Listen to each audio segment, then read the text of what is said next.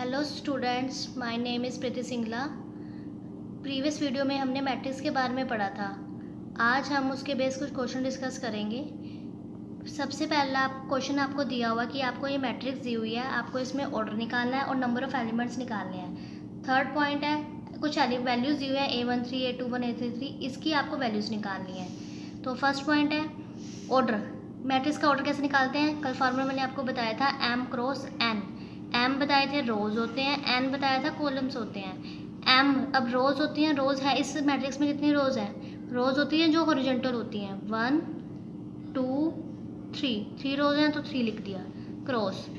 उसके बाद है N कितना है, यानी कि कॉलम कितने हैं ये देखने हैं। कॉलम होते थे वर्टिकल सीधे 1 2 3 4 कॉलम, तो 3 क्रॉस 4। फर्स्ट पॉइंट का आंसर आ चुका है। सेकंड पूछा उसने नंबर ऑफ़ एलिमेंट्स कि इस मैट्रिक्स के अंदर आपको नंबर ऑफ़ एलिमेंट्स बताने हैं कितने। इसके दो मेथड हैं, आप सिंपल काउंट भी कर सकते हो कि इसमें कितने एलिमेंट्स हैं, 1 2 3 4 ऐसे करके 12 एलिमेंट्स आएंगे। लेकिन दूसरा मेथड जो सबसे आसान है कि जितने आपको ऑर्डर की मैट्रिक्स आएगी आप उसको मल्टीप्लाई करके देखो, वो आपके नंबर ऑफ़ एलिमेंट्स आ जाएंगे। जैसे 3 क्रॉस 4 का मल्टीप्लाई करो कितना आएगा, 12। तो हमारे पास ये 12 कितने आ गए, number of elements. Next third point, इसमें एलिमेंट्स बताने हैं A13, A21, A33, A24, A23। आपको इनकी वैल्यू निकालनी है। A, I, J हमने कल पढ़ा था। अब I की जगह 1 दिया हुआ है आपको और J की जगह 3 दिया हुआ है, यानी कि 1 का मतलब फर्स्ट रो के अंदर, I का मतलब था रो और J का मतलब था नंबर ऑफ़ कॉलम। तो यानी कि फर्स्ट रो यानी कि 1, फर्स्ट रो, ये फर्स्ट रो है, इसके अंदर थर्ड कॉलम देखो ध्यान से। थर्ड कॉलम में कौन आ रहा है, 19, तो A13 की वैल्यू क्या आ गई, 19। नेक्स्ट उस A21 निकालने को कहा है, तो A21 यानी कि सेकंड रो कौन सी है, ये वाली। सेकंड रो में फर्स्ट एलिमेंट यानी कि फर्स्ट कॉलम, सेकंड रो के अंदर ही फर्स्ट कॉलम क्या है, 35। तो इसका आंसर कितना आया, 35। नेक्स्ट पूछा हुआ है A33 यानी कि थर्ड रो में ही थर्ड कॉलम। थर्ड रो ये है, कॉलम सीधे होते हैं ना, थर्ड रो में थर्ड कॉलम यहाँ पे, ये यहाँ पे आया तो -5। नेक्स्ट पूछा है A24 यानी कि सेकंड रो देखो कौन सी है, ये वाली सेकंड रो, ये रही फोर्थ कॉलम। सेकंड रो में फोर्थ कॉलम यानी कि 12। नेक्स्ट A23 निकालने को कहा है। अब इसमें A23 यानी कि सेकंड रो ये रही थर्ड कॉलम। सेकंड रो में थर्ड कॉलम ये रहा, यानी कि यहाँ पे मैच हो रहा है तो 5/2। अब बस सेकंड क्वेश्चन में क्या पूछा है, मैट्रिक्स में आपको 24 एलिमेंट्स दिए हुए हैं, but are the possible orders it can have. इसके ऑर्डर्स बताने हैं आपको कि कितने ऑर्डर्स हो सकते हैं। तो 24 एलिमेंट्स इसमें दे रखे हैं। हमने अभी फर्स्ट क्वेश्चन में भी पढ़ा था, ऑर्डर ऑफ द मैट्रिक्स के ऑर्डर को जब मल्टीप्लाई करते हैं तो क्या आते हैं, नंबर ऑफ एलिमेंट्स इक्वल आ जाता है ना। जैसे फर्स्ट क्वेश्चन में हमने पढ़ा था 3 क्रॉस 4 को मल्टीप्लाई करा था 12 आया था, तो नंबर ऑफ एलिमेंट्स आ गए थे। लेकिन इस क्वेश्चन में अपोजिट दिया हुआ है, इसमें दिया नंबर ऑफ एलिमेंट्स आपको क्वेश्चन में दिए हुए हैं 24, कि आपको इस मैट्रिक्स के 24 एलिमेंट्स पता है, आपको ऑर्डर निकालना है यानी कि M क्रॉस N। अब उसकी पॉसिबिलिटी तो बहुत ज़्यादा हो सकती है। उन्होंने बोला क्वेश्चन में पॉसिबिलिटी बताओ कितनी पॉसिबिलिटी होएगी, तो इस क्वेश्चन में बहुत सारी पॉसिबिलिटी यानी कि बहुत सारे ऑर्डर बन सकते हैं। तो वो पॉसिबल ऑर्डर्स कौन कौन से हैं, all possible orders, सबसे पहले 24 को क्या लिख सकते हैं, 1 क्रॉस 24। फिर उसके बाद 24 क्रॉस 1। अब ये दोनों डिफरेंट है, ये दोनों एक नहीं है। क्यों? क्योंकि मैट्रिक्स में 1 क्रॉस 24 20 क्रॉस 1 अलग अलग ही होते हैं। फर्स्ट वाली जो होता है नंबर वो होता है हमारे पास रो, सेकंड होता है कॉलम। ऐसे ये फर्स्ट रो ये कॉलम। लेकिन अब इसमें जो हमारे पास 1 क्रॉस 24 में रो कितनी है, 1, कॉलम कितने हैं 24, लेकिन इसमें उल्टा है, इसमें रो हमारे पास 24 है लेकिन जो कॉलम है वो 1 है, इसीलिए ये दोनों क्या है, डिफरेंट है। नेक्स्ट, अब और क्या फैक्टर बन सकता है कि जिसको मल्टीप्लाई करके मैं 24 आ जाए, 2 मल्टीप्लाई 12, फिर 12 मल्टीप्लाई 2 और 3 मल्टीप्लाई 8, वो भी 24 होता है, 8 मल्टीप्लाई 3, ये भी 24 होता है।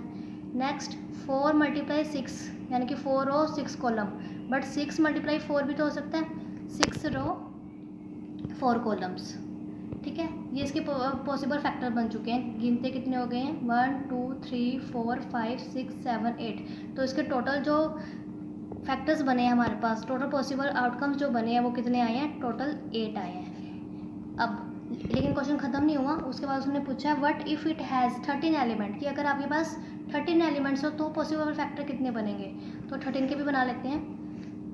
1 क्रॉस 13 ये बन सकता है, और एक बन सकता है 13 क्रॉस 1, दोनों को मल्टीप्लाई करके ये बन गया, तो दोनों को मल्टीप्लाई करके 13 ही आ रहा है। नेक्स्ट करते हैं थर्ड क्वेश्चन। इस क्वेश्चन में आपको 3x3 की मैट्रिक्स निकालनी है और AIJ आपको डिफाइन दिया हुआ है I + J। तो सबसे पहले हम लेट करते हैं मैट्रिक्स। आपको पता है मैट्रिक्स को हम कैपिटल लेटर से डिनोट करते हैं, वो मैंने लेटर A ले लिया। 3x3 की मैट्रिक्स बनाते हैं AIJ की फॉर्म में, क्या बनेगी, A11 A12 A13 A21 A22 A23 A31 A32 A33, ये आपकी 3x3 की मैट्रिक्स बन गई है। क्वेश्चन में बोला था कि आपको ये एलिमेंट निकालने हैं 3x3 के, और AIJ आपको I + J की फॉर्म में दिए हुए हैं। तो हमने हमारे पास 3x3 की मैट्रिक्स हमने ऐसे डिफाइन करी AIJ के फॉर्म में। अब इनकी वैल्यूज़ निकालनी है हमें इस एलिमेंट्स की, तो हम कैसे निकालेंगे, सबसे पहले हम A11 की वैल्यू निकालते हैं, यानी कि सबसे पहले AIJ, अब देखो आपको फर्स्ट पॉइंट में AIJ कैसे डिफाइन करा हुआ है, I + J। हम फर्स्ट पॉइंट कर रहे हैं पहले, AIJ = I + J, तो I की जगह 1 है, J की जगह भी 1 है, तो A11 कैसे निकालेंगे, I की जगह 1 पुट करा, प्लस है क्वेश्चन में तो प्लस लिखा, J की जगह 1 है तो हम 1 लिखेंगे, तो 1 + 1 कितना आ गया 2, यानी कि A11 की वैल्यू यहाँ पे आ गई 2। नेक्स्ट निकालते हैं हम A12, यहाँ पे A12 है ना, इसलिए A12 निकालेंगे। I की जगह यहाँ पर क्या, I की जगह 1 तो 1 लिखा, प्लस क्वेश्चन में ही है प्लस लिखा। J की जगह यहाँ पर क्या दिया हुआ है हमारे पास 2, तो यहाँ पे 2 लिखा, 1 + 2 कितने हो गए 3। नेक्स्ट एलिमेंट कौन सा निकालना है हमने, A13, तो A13 लिखा, A13 हमें डिफाइन I की जगह यहाँ पर क्या है, फर्स्ट पॉइंट I की जगह क्या है 1, तो यहाँ पे 1 पुट करा, प्लस J है नेक्स्ट स्टेप, यहाँ पे भी J है, J की जगह यहाँ पे वैल्यू 3 दी हुई है, तो हम यहाँ पे भी I + J होता है, यानी कि यहाँ 1 + 3, तो यहाँ पे कितना बना 4। A13 की वैल्यू कितनी आ गई 4। नेक्स्ट निकालते हैं A21 है वहाँ पर, तो 21 पहला स्टेप, यानी कि I की वैल्यू कितनी कंपेयर करो, I की वैल्यू यहाँ से 2 है तो यहाँ 2 लिखा, प्लस क्वेश्चन में ही था J की वैल्यू कितनी है 1, तो यहाँ पर हमने 1 लिखा, 2 + 1 कितने हो गए 3।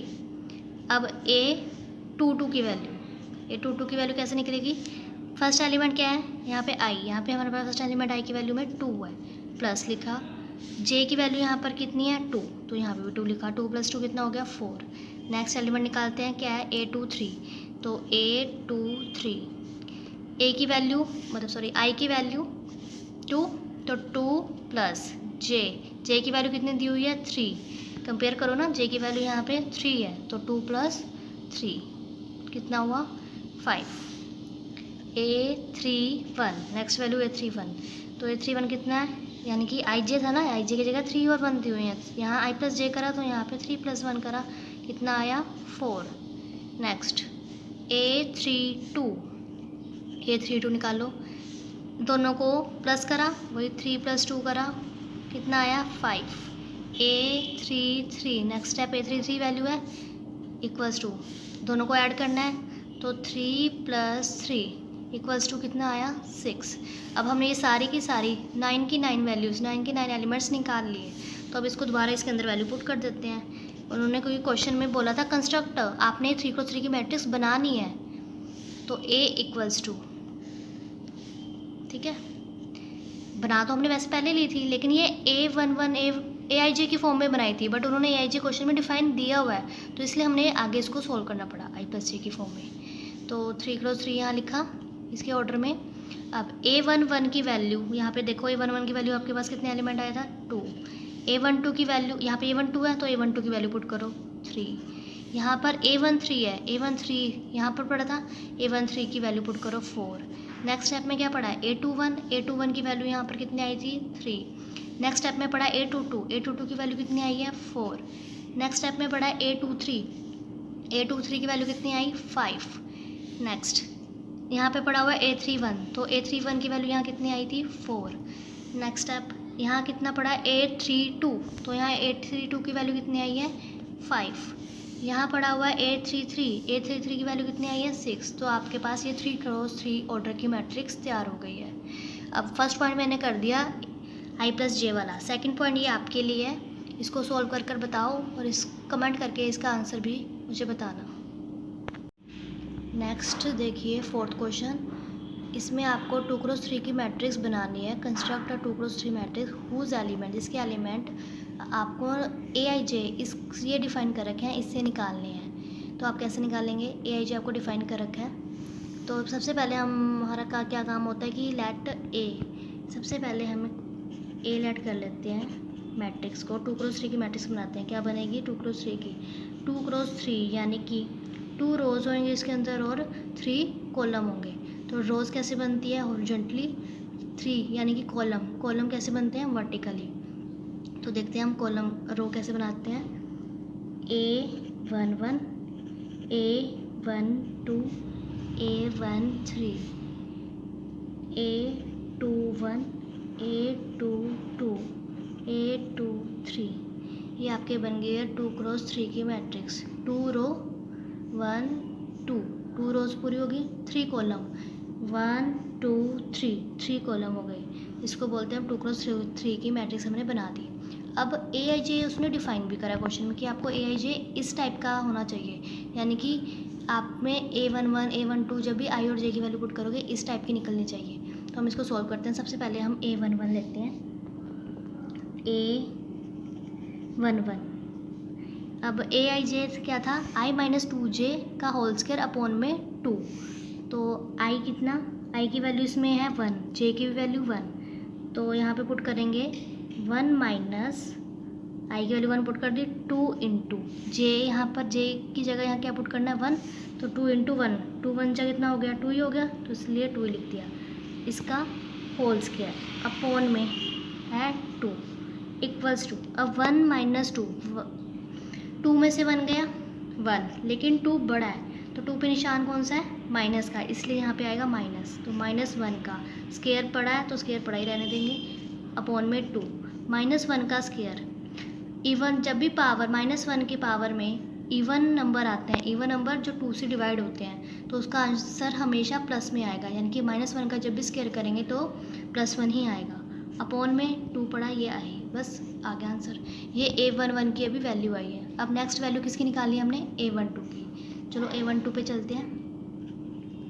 इक्वल्स टू, अब वही I-2J, I कितना है अब इसके अंदर 1 पुट करा, माइनस 2 का 2, J की जगह हमारे पास कौन है इसमें 2 है, तो यहाँ पे 2 पुट कर देते हैं, अपॉन में होल स्क्वायर यहाँ पे है, ये अपॉन में 2 इक्वल्स टू 1 माइनस 1 का 1 माइनस 2 2 जा 4, इसका होल स्क्वायर अपॉन में 2, 1 माइनस 4, यानी कि 4 में से 1 गए, कितने आते हैं 3, लेकिन यहाँ पे 4 बड़ा है, 1 बड़ा है या 4 बड़ा है, 4 बड़ा है ना। 4 पे निशान कौन सा है, आगे वाला निशान देखते हैं।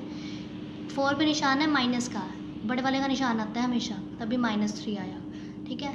होल स्क्वायर हमने डाल दिया, अपॉन में 2, 3 का स्क्वायर कितना आ गया, 3 का स्क्वायर हमेशा होता है 9, 3 3 जा 9 होता है ना, अपॉन में 2, माइनस का स्क्वायर अभी बताया था, माइनस की कोई जितनी मर्जी पावर हो लेकिन वो इवन ही होनी चाहिए, तो आंसर हमेशा प्लस में आएगा, तो इसलिए इसका आंसर आया 9/2। नेक्स्ट चलते हैं, अब कौन सी वैल्यू चाहिए A13 की। अभी हमने A12 निकाला, अब A13 निकालते हैं। इसका आएगा 1 माइनस 2 इंटू जे है वहाँ पर, जे की जगह यहाँ पर कौन है, जे की जगह 3, तो 3 इस पूरे का होल स्क्वायर अपॉन में 2।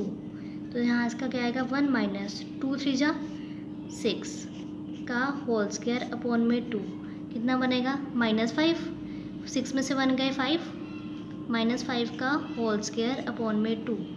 5 का स्क्वायर करो, यानी कि 5 को 2 बार मल्टीप्लाई करो, 5 5 जा 25 अपॉन में 2, माइनस का स्क्वायर प्लस बन गया क्योंकि 2 पड़ा था इस वजह से। ठीक है, तो A13 की वैल्यू हमारे पास आ गई 25/2। नेक्स्ट क्या वैल्यू है A21 की। A21 की वैल्यू क्या आएगी 1 नहीं, आई की जगह इसमें देखो, आई की जगह इसके अंदर क्या है 2 है, तो आई की जगह इसमें मैं यहाँ पे पुट क्या रखूँगी 2 माइनस 2, फार्मूले का ही है क्वेश्चन में जो दिया हुआ है। जे क्या है इसके अंदर 1, तो 1 पूरे का ये होल स्क्वायर अपॉन में 2। अब 2 1 जा यहाँ पे 2 हो गया, ठीक है, यहाँ ऑल ओवर 2 हो गया, यहाँ पे 2 ऑलरेडी है, तो 2 माइनस 2 कितना हो गया 0। 0 का होल स्क्वायर अपॉन में 2, 0 का स्क्वायर करो हमेशा क्या आता है 0 ही आता है। 0 अपॉन में 2, 0 का स्क्वायर 0 हुआ, 0 अपॉन में 2 बना। 0 को किसी से भी मल्टीप्लाई करो या 0 को किसी से भी डिवाइड करो, हमेशा आंसर 0 ही आएगा। तो A21 की वैल्यू हमेशा क्या आ गई 0। नेक्स्ट A21 के बाद क्या निकालना है A22। अब A22 पे चलते हैं। A22 इक्वल्स टू यहाँ पे बनेगा 2 माइनस वैल्यू पुट कर रहे हैं 2, क्वेश्चन में था जे के साथ, यहाँ पे जे की वैल्यू कितनी होगी 2, इस पूरे का होल स्क्वायर अपॉन में 2। 2 माइनस 2 जा यहाँ पे कितना हो गया 2 माइनस 4 का होल स्क्वायर अपॉन में 2। यहाँ पे 2 माइनस 4 करते हैं, यानी कि 4 में से 2 गए माइनस के 2, 4 बड़ा है, 4 पे निशान माइनस का इसलिए माइनस आया, माइनस के 2 का स्क्वायर अपॉन में 2। 2 का स्क्वायर करेंगे क्या आता है 4, 4 अपॉन में 2, कटिंग करो 2 के टेबल में 4 कहाँ पे आता है 2 पे आता है, तो A22 की वैल्यू आपके पास आ गई है 2। नेक्स्ट A23 निकालते हैं। A23 लास्ट वैल्यू है, ये कैसे निकलेगी, आई की जगह क्या है हमारे पास यहाँ पे 2, तो 2 पुट करा, 2 माइनस 2 इंटू जे की जगह यहाँ पर क्या है 3, तो 3 पुट करा, होल स्क्वायर का होल स्क्वायर अपॉन में क्या है यहाँ पर 2, तो 2 लिखा है, इक्वल्स टू 2 माइनस 2 3 जा 6, होल स्क्वायर का होल स्क्वायर अपॉन में 2। अब इक्वल टू 2 माइनस 6, यानी कि 6 में से 2 गए कितने होते हैं 4 होते हैं, लेकिन यहाँ पे 6 बड़ा है, 6 पे निशान कौन सा है माइनस का, इसलिए यहाँ पे आया -4, -4 का स्क्वायर अपॉन में 2। अब -4 का स्क्वायर यानी कि 4 का स्क्वायर करते हैं तो क्या आता है 16 अपॉन में 2। ठीक है, 2 से 16 कैंसिल करेंगे, 2 के टेबल में 16 कहाँ आता है 8 पे, तो इसकी वैल्यू क्या आ गई 8, यानी कि A23 की वैल्यू 8 आ गई। अब हमारे पास जो जो यहाँ पे दी हुई थी हमने सबकी वैल्यूज़ निकाल ली है, वैल्यू पुट कर दो यहाँ पर सबकी। A11 की वैल्यू कितनी आई थी 1/2, A12 की वैल्यू कितनी आई थी 9/2, तो 9/2 पुट करा। A13 की वैल्यू कितनी आई थी 25/2, ये पुट करा। A21 की वैल्यू कितनी आई है 0, तो यहाँ पे 0 पुट कर देते हैं। A22 की वैल्यू कितनी आई थी 2, तो यहाँ पे 2 पुट करा। A23 की वैल्यू कितनी आई थी 8, तो यहाँ पर 8 पुट करा। ये आपके पास 2 क्रॉस 3 की मैट्रिक्स तैयार होगी, यही आंसर हमारे पास आ गया। अब करते हैं 5th क्वेश्चन। इस क्वेश्चन में आपको 2 मैट्रिक्स दी हुई है, वो कह रहे हैं अगर ये मैट्रिक्स को इक्वल रख दे इस मैट्रिक्स के तो आप x y z की वैल्यू निकाल सकते हो। तो अब हम आपको मैंने पहले सबसे फर्स्ट वीडियो में बताया था कि 2 मैट्रिक्स को हम इक्वल तभी रख सकते हैं जब उनका ऑर्डर सेम होता है। अब देखो इसका ऑर्डर क्या है, पहले हमने सबसे पहले मैट्रिक्स को इक्वल रखने से पहले सबसे पहले ये चेक करना होता है कि उनका ऑर्डर इक्वल आ रहा है या नहीं आ रहा। ऑर्डर इसका क्या बनेगा, 2 रोज़ हैं 2 ही कॉलम है, यानी कि 2 क्रॉस 2, इसको हम लिखेंगे यहाँ पे 2 क्रॉस 2।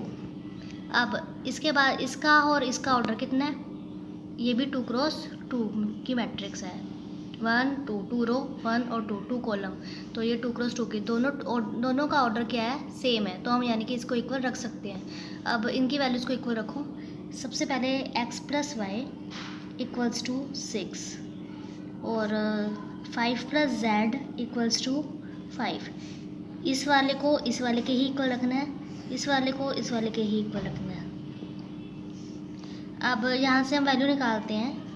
z को एक तरफ रखा इक्वल्स टू 5, यहाँ पे प्लस 5 है, जब यहाँ पे प्लस 5 है उधर जाएगा तो माइनस के 5 हो गया, तो 5 में से 5 गए 0, तो z की वैल्यू क्या आ गई, यहाँ पर 0 आ गई। नेक्स्ट, अब z की वैल्यू 0 आ गई, उसने बोला था x, y और z तीनों की वैल्यू निकालनी है, यहाँ पे z की वैल्यू 0 आई है, तब उसके बाद हम x और y की निकालते हैं। x की, अब हमारे पास एक और भी तो दे रखी है, x y को इससे कंपेयर करना, तो x y equals to 8। x plus y हमने 6 के इक्वल रखा था, एक इक्वेशन आई। 2 तो 2 के इक्वल है ही है। 5 प्लस जेड इक्वल है इस वाली के 5 के, तो यहाँ से हमने z इक्वल टू 0 निकाल लिया। एक्स वाई फोर्थ पोजीशन से ही कंपेयर करेंगे ना, तो एक्स वाई इक्वल्स टू 8, एक ये वैल्यू रखी, तो हमारे पास अभी z की वैल्यू आई है, x और y अभी रहते हैं निकालने। तो अब मैं यहाँ से वैल्यू निकाल लेती हूँ, किसी भी एक की निकालो, चाहे आप x की निकालो चाहे y की, मैं y की निकाल लेती हूँ। 8 अपॉन यहाँ पे आया x यहाँ पर मल्टीप्लाई में था y के साथ, जब मल्टीप्लाई में होता है इक्वल से जब हम उसको उधर लेकर जाते हैं तब वो डिवाइड में हो जाती है टर्म, तो x मल्टीप्लाई में था, बराबर से जब उधर गया तो डिवाइड में हो गया, तो y की वैल्यू क्या आ गई, 8 अपॉन एक्स। अब y की वैल्यू आई है, लेकिन ये तो 8 अपॉन एक्स की फॉर्म में आई है। अब हम क्या करते हैं, इस y की वैल्यू को इस फर्स्ट इक्वेशन में पुट कर देते हैं, x plus y equal to 6 में पुट करो, x का x यहाँ पर आएगा प्लस y की वैल्यू क्या है यहाँ पर 8 अपॉन एक्स इक्वल्स टू 6। अब इसका एलसीएम ले लेते हैं, इसका एलसीएम क्या लेंगे, 1 और यहाँ पे क्या है x, 1 और x का एलसीएम x आएगा। एलसीएम कैसे लेते हैं, इस वाली टर्म को इस वाली टर्म से डिवाइड करते हैं, पहले डिवाइड करने पे यहाँ पे आता है x, 1 को x से डिवाइड करेंगे x को यहाँ पे जो पड़ा होता है उससे मल्टीप्लाई, x को जब x से ही मल्टीप्लाई करेंगे तो बनता है एक्स स्क्वायर, ठीक है, x गुना x स्क्वायर हो गया ना, प्लस अब इसको इससे डिवाइड करो, x को x से डिवाइड करते हैं तो 1 आएगा, 1 मल्टीप्लाई 8, तो 8 बन गया इक्वल्स टू 6। अब करते हैं इसको क्रॉस मल्टीप्लाई, आर पार गुना, एक्स स्क्वायर प्लस 8 को जब हमने 1 से करा, जैसे अगर हम मान लो यहाँ 2 पड़ा होता तो 2 को 1 से करते हैं 2 ही आता, ऐसे ही यहाँ पे एक्स स्क्वायर प्लस 8 पड़ा है, एक्स स्क्वायर प्लस 8 को जब 1 से करेंगे तो एक्स स्क्वायर प्लस 8 ही आएगा, इक्वल्स टू इसको इससे मल्टीप्लाई करो, 6 मल्टीप्लाई एक्स तो क्या बनेगा 6x। अब 6x को मैं इधर लेके आती हूँ, तो एक्स स्क्वायर माइनस के 6x प्लस 8, सिर्फ निशान उसी के चेंज होते हैं जब बराबर से उधर जाते हैं। अब मैं सिर्फ 6x को लेके गई हूँ, इसलिए जो प्लस का था 6x यहाँ पर आकर माइनस का हो गया है, बाकी एक्स स्क्वायर और 8 के साथ जो भी निशान थे मैंने वही डाले हैं, वो चेंज नहीं करे। अब इक्वल में कुछ नहीं बचा तो यहाँ पर 0। अब लेकिन आपके पास जो इक्वेशन बन गई है, अब इक्वेशन को सोल्व करना आना चाहिए। ये बनी है क्वाड्रेटिक इक्वेशन, जिसकी डिग्री 2 होती है, वो होती है क्वाड्रेटिक इक्वेशन। अब इसके फैक्टर बनाते हैं हम क्वाड्रेटिक इक्वेशन के। अब फैक्टर देखो कैसे बनते हैं, यहाँ पर क्या है, कुछ नहीं है तो 1 पड़ा होता है, 8 को जब 1 से मल्टीप्लाई करेंगे क्या आएगा 8, और यहाँ पर क्या पड़ा 6। प्लस या माइनस करने पर आपको ऐसे दो नंबर ढूंढने हैं जिसको प्लस या माइनस करने पर 6 आए, मल्टीप्लाई करने पर 4 आए, ठीक है, सॉरी 8 आए, मल्टीप्लाई देखो 1 इंटू 8 बन जाएंगे ना, तो मल्टीप्लाई करने पर 8 आए। ऐसे कौन से दो नंबर है, जैसे यहाँ पर हम रफ में कर लेते हैं 1 इंटू 4, मतलब कि 1 इंटू 8 करा, अब 8 1 जा 8 तो होता है, लेकिन 8 को जब हमने 1 से मल्टीप्लाई करे तो 6 आ रहा है, या प्लस या माइनस करे 6 आ रहा है, नहीं आ रहा। अब उसके बाद 2 पे चलते हैं, 2 को किससे मल्टीप्लाई करें कि 8 आ जाए, 4 से, तो 2 मल्टीप्लाई 4 8 तो हो रहा है। अब क्या ये देखो, इनको प्लस करके देखो या माइनस करके देखो, 6 आ रहा है, 2 में 2 प्लस 4 हाँ 6 आ रहा है, तो मतलब ये बन सकता है, ठीक है। तो अब हम इसको लिखेंगे, जब ये दो नंबर इन दोनों चीज़ों को सेटिस्फाई करें तो मतलब हमारा ये आंसर बन जाएगा 2 और 4। तो अब हम इसको एक और लिखने का तरीका, एक्स स्क्वायर है तो एक्स स्क्वायर का एक्स स्क्वायर ऐसे ही रहेगा माइनस, अब माइनस के 6 आना चाहिए, 4 और 2 आपको पता है निशान बड़ा, 4 बड़ा है 2 बड़ा है, तो 4 बड़ा है, 4 के साथ माइनस आएगा, माइनस के 2x प्लस का 8, फर्स्ट एक्स के वाली टर्म ऐसी लिखी मैंने और 8 वाली ऐसी लिखी, ये -6 की जगह मैंने -4 और -2 लिख दिया, -4 और -2 -6 ही तो होते हैं, ठीक है। अब ये 2 नंबर मुझे मिल गए। अब इसमें इधर से ये दोनों नंबरों में से क्या कॉमन आ रहा है, हम कॉमन निकालते हैं, साझा जिसको कहते हैं कॉमन। क्या कॉमन आ रहा है, इन दोनों में क्या क्या चीज़ कॉमन दिखाई दे रही है, एक एक्स, सिर्फ एक्स ही आ रही है, एक्स कॉमन निकाला, अंदर क्या बचा, एक एक्स। 2 एक्स थे, यहाँ पे एक्स की पावर 2 थी, तो एक एक्स बाहर निकाल दिया, अंदर एक एक्स रह गया, माइनस एक एक्स फिर दोबारा बाहर निकाला, यहाँ पे क्या रह गया 4। अब यहाँ पर 2 और 8 में क्या कॉमन आ रहा है, यहाँ पे हमारे पास कॉमन आएगा 2, अंदर क्या बचेगा x -4 इक्वल्स टू 0। अब देखो यहाँ पर मैंने जब x बाहर 2 बाहर निकाला तो यहाँ पे 2 बाहर आ गया, अंदर तो x बचा है ना, इसलिए अंदर x लिखा, -2 बाहर निकाल लिया था, तो इसमें से जब माइनस निकाल लिया तो अंदर तो यहाँ रह गया माइनस, क्योंकि माइनस माइनस यहाँ पर क्या होती है प्लस, ब्रैकेट खोल के देखो माइनस माइनस प्लस हो रहे हैं। 2 4 जा 8 मतलब बन गया। इसमें से 2 कॉमन निकाल लिया ना, तो अंदर तो 4 ही रह जाएगा, क्योंकि 2 जो के 8 होता है, ठीक है। अब x -4 इधर भी है, x -4 इधर भी है, इधर और इधर जब दोनों जगह सेम आ जाए तो हम उसको एक बार लिखते हैं, x -4 को एक बार लिखा, और x और ये इधर से -2 इन दोनों को इकट्ठा करके एक ब्रैकेट में लिख दिया। अब ये बन गए इसके फैक्टर। अब एक बार इसको इक्वल टू 0 रखो, एक बार इसके इक्वल टू 0 रखो, वैल्यूज आ जाएंगी, x -4 equal to 0, x -2 equal to 0। एक बार मैंने इसको इक्वल टू 0 रखा, एक बार इसको रखा, तो यहाँ पर क्या बना, x की वैल्यू कितनी आ गई, यहाँ पर 4, यहाँ पर x की वैल्यू आ गई 2, लेकिन x की 2 वैल्यूज़ आ गई, हमें तो एक ही चाहिए थी। चलो अब 2 आ गई है तो हम दोनों से ही वैल्यू निकालते हैं। z, अब हमारे पास z की वैल्यू आ गई थी यहाँ पर 0 और x की वैल्यू आ गई है 4 और 2। अब हम क्या करते हैं इस क्वेश्चन के अंदर, x को जब हम 4 पुट करते हैं, इक्वेशन हमारे पास ये दी हुई है ना, x plus y equals to 6, x को जब हम 4 पुट करते हैं तो y की वैल्यू क्या आएगी, प्लस का 4 जब इधर जाएगा तो माइनस के 4 हो जाएंगे, 6 में से 4 गए 2, तो y की वैल्यू क्या आ गई 2। यानी कि जब मैंने x को 4 पुट करा, यहाँ लिख दिया करो इफ़ x इक्वल्स टू 4, जब अगर हम x को 4 पुट करते हैं तो y 2 आता है। ऐसी एक लाइन मार के दूसरी वैल्यू भी निकाल लो कि अगर x की वैल्यू 2 है, अगर हम x की वैल्यू 2 लेते हैं तो इक्वेशन तो आपके पास यही थी, x plus y equal to 6, ये ऊपर से आई थी जो x plus y equal to 6, तो x कितना है अब यहाँ पर 2, x को जब मैं 2 पुट करती हूँ y equal to 6, y equals to 6, ये प्लस के 2 जब बराबर से उधर जाएगा तो निशान चेंज हो जाएंगे, माइनस के 2 बन गया, तो 6 - 2 कितना आ गया 4। यानी कि जब मैंने x को 2 पुट करा तो y 4 आ रहा है, लेकिन जब x को 4 पुट करा तो y 2 आ रहा है, तो ये आंसर आ गए। तो हमारे पास अब इसको इकट्ठा क्या करके कैसे लिखेंगे, x की वैल्यू जब मैंने 2 ली थी, x की वैल्यू 2 ली तो y की वैल्यू कितनी आई थी 4, और z तो चलो था ही 0, ठीक है, z की तो आई थी ना 0, ऊपर निकाली थी हमने। अब दूसरा, x की तो 2 वैल्यूज़ है ना, तो x की 2 वैल्यू, एक ली हमने 4, x को लिया 4, और y की वैल्यू कितनी आ गई, y की वैल्यू यहाँ पर आ गई 2, x को 4 पुट करा, y की वैल्यू 2, अब इसको साथ लिख दिया, और इस केस में भी z कितना है 0, तो दोनों केस में z 0, लेकिन x और y अलग अलग है, तो ये आपके दोनों आंसर हो गए। उसने क्वेश्चन में यही पूछा था आपको x, y और z की वैल्यू निकालो, ये x, y और z की वैल्यू आ गई है।